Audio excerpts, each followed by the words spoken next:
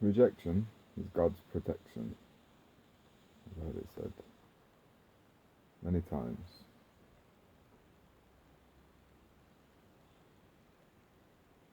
What does that mean?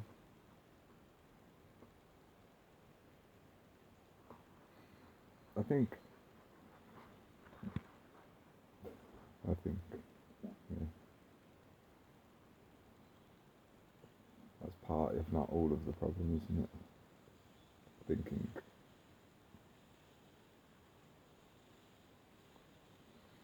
But anyway, we have a certain amount of experiences in this earth school.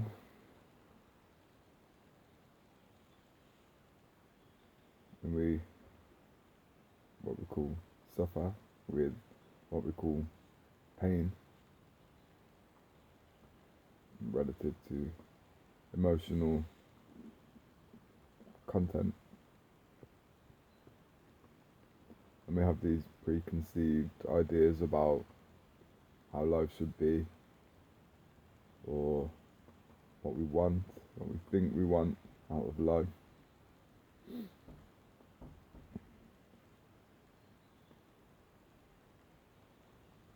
And then maybe we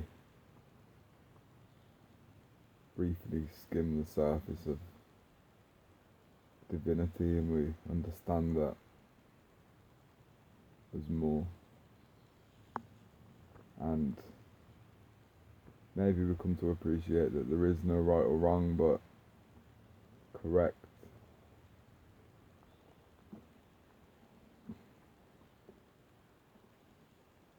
What is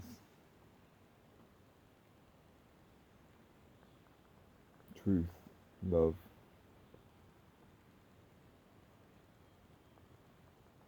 what a soul needs, freedom.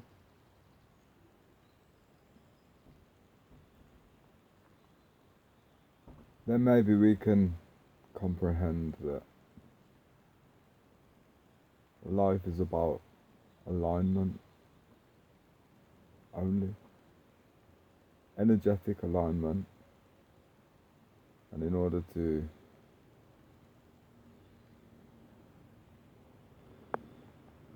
get in line with what is correct or right, righteous, we have to align our values, we have to align our perception of the world, we have to align our self-image with the way things are, the way things are seen through the eyes of God, through the heart of God. Maybe we come to understand that it's not so much about striving, that heaven on earth is not only our individual and collective birthright, but it's also our individual and collective responsibility, but that heaven comes to us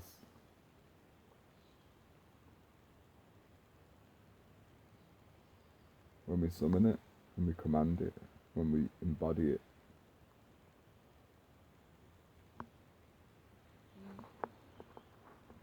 So,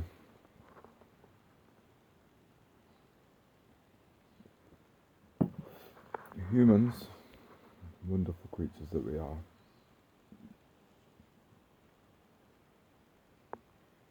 we have to hang on to hieroglyphic depictions of the way life is, set in stone, crude figures, symbolism.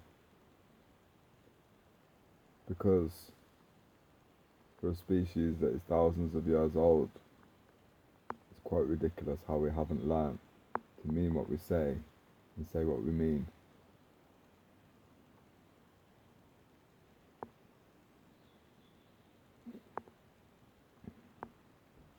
So the more emotional value, weight we can place onto something, the heavier it holds in the stories, the cave drawings.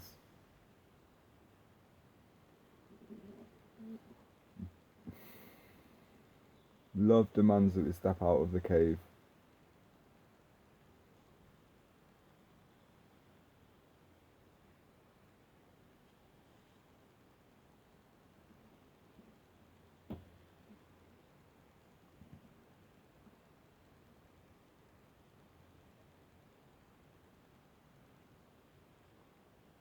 I'm willing to be the villain in anyone's story.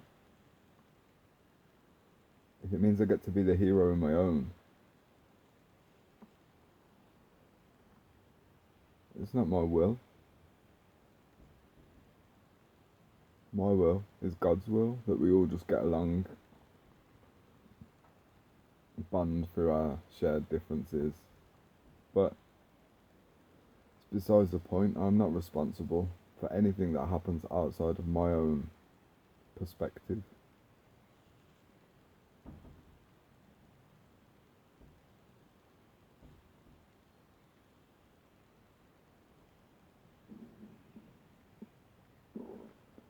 Heaven is here. It's always here. So the past or the future is there. That's somewhere else entirely.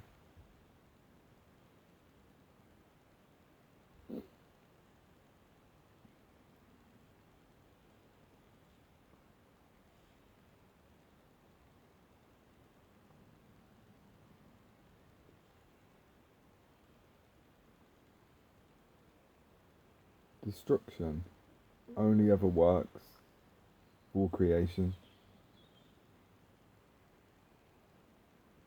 Sometimes a space needs a lick of paint. Other spaces need a bulldozer.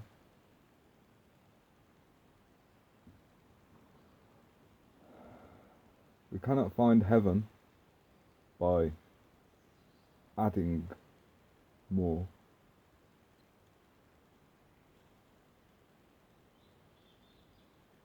Taking on more water than is due.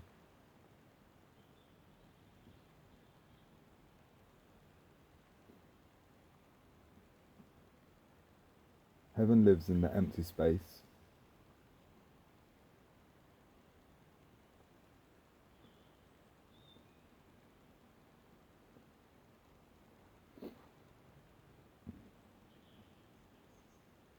Alignment.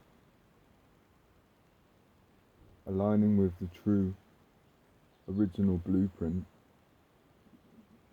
of a soul masked in flesh.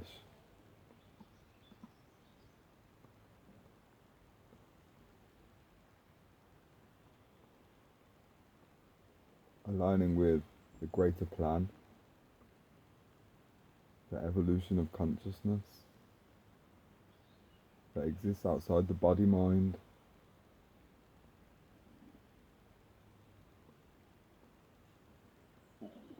Aligning with a higher nature that cannot be influenced or manipulated by base desires.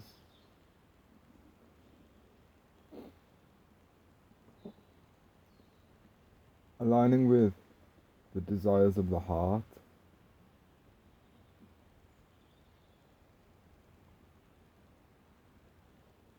Aligning with our own unique energy signature and creative expression. Aligning with our true voice.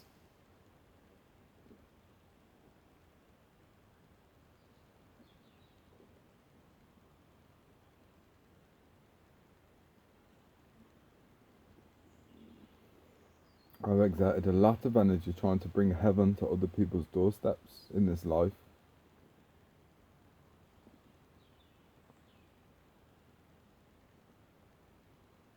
Which kind of felt like hell. So I guess it was.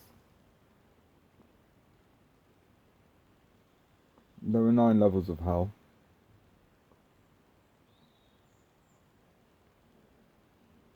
Can't pick a favourite. There's only one heaven.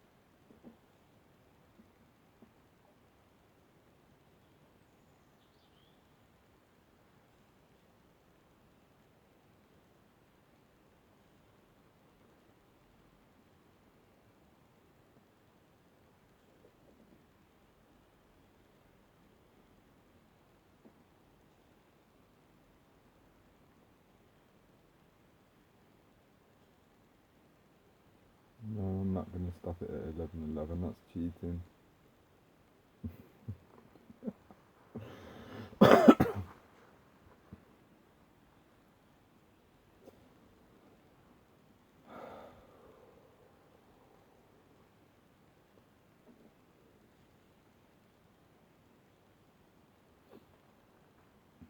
Logic is not the way to heaven. Surrender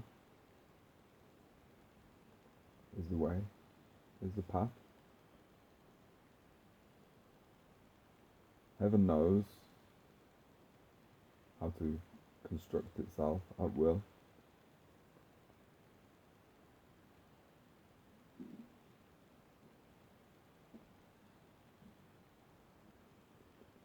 The garden never stopped existing.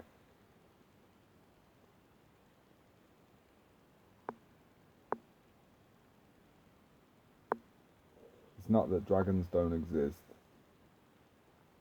it's that we're not brave enough to see them.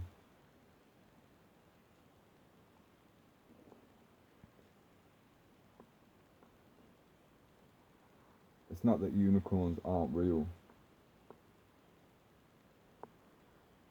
It's that humans would capture them and use their horns to make ashtrays.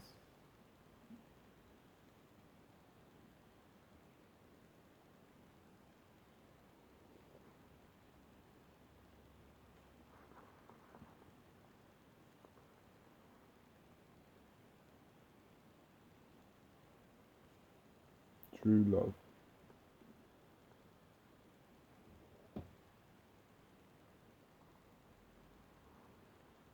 is not a myth.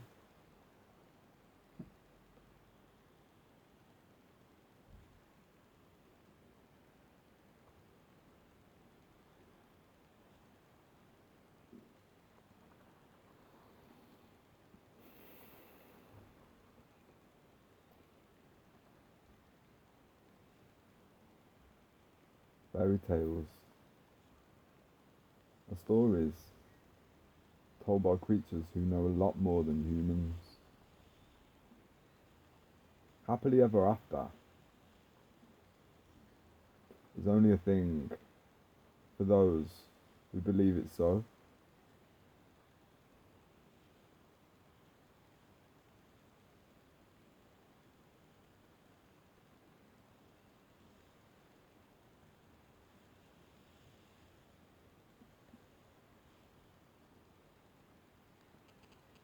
Peace never leaves us. We step aside for fun, for entertainment purposes. But it starts being funny when you see the patterns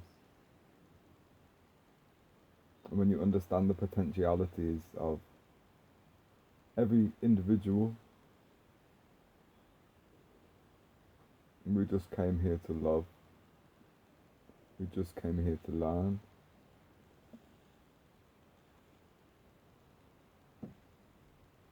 The two are inseparable.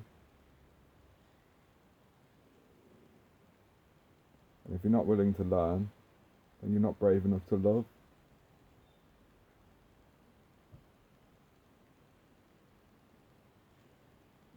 And if you're not willing to love.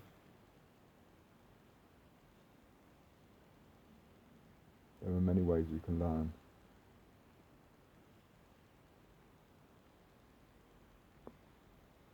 I'll say it again. Heaven is here.